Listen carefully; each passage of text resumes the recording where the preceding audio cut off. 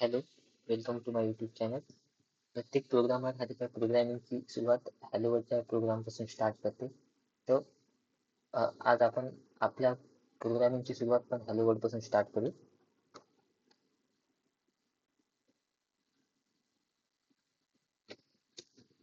तर तर सर्वात पहिली जर का आपल्याला प्रोग्राम लिहायचा असेल तर क्लासची गरज आहे.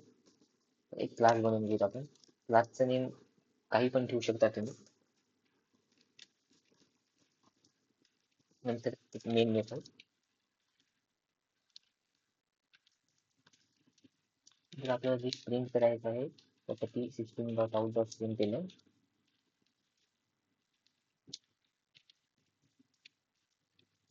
खूप जणांना डाऊट असतील, हा पब्लिक स्टॅटिक व्हाईड मेन हा काय, नंतर हा क्लास कीवर्ड काय, हा system dot out dot print element काय.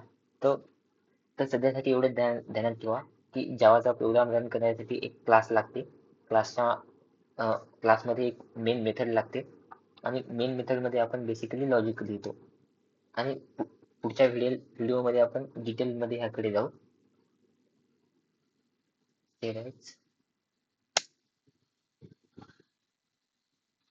मी डेस्कटॉपवरती ऑलरेडी फोल्डर बनवलेला आहे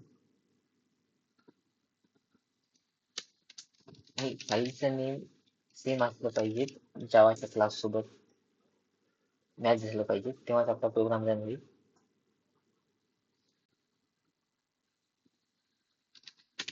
cmd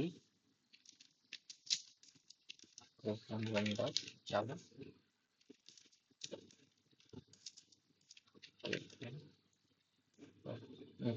जेव्हा जावा सी आपण यूज करतो तेव्हा आपला जो जो कोड आहे तो बाईट कोड मध्ये कन्वर्ट होतो.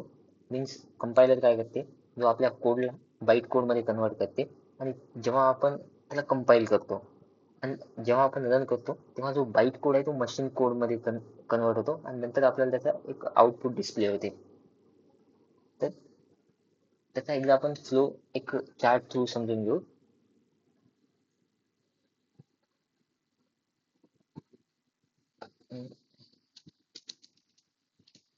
program1.java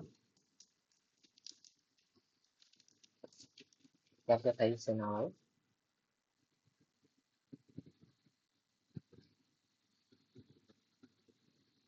याला आपण कंपाईल केलं तेव्हा डॉट क्लास फाईल क्रिएट झाली. ही डॉट क्लास फाईल आपण जर का दुसऱ्या लॅपटॉप मध्ये जर का रन केली जिथे JVM आहे तर ती रन होईल. तर because of JVM Java is platform independent, so in short you can say that ORA write once run anywhere. तर जेव्हा आपण ला रन करतो, आता बाईट कोड मध्ये आहे आणि आपण जेव्हा याला रन करतो तेव्हा जो जो JIT राहते तो काय करते, त्याला मशीन कोड मध्ये कन्वर्ट करते.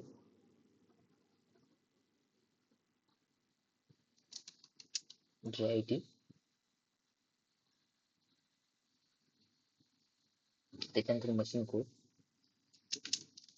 जेव्हा आपण रन करतो तेव्हा मशीन कोड मध्ये कन्वर्ट होते आणि फायनली आपलं आउटपुट डिस्प्ले होते.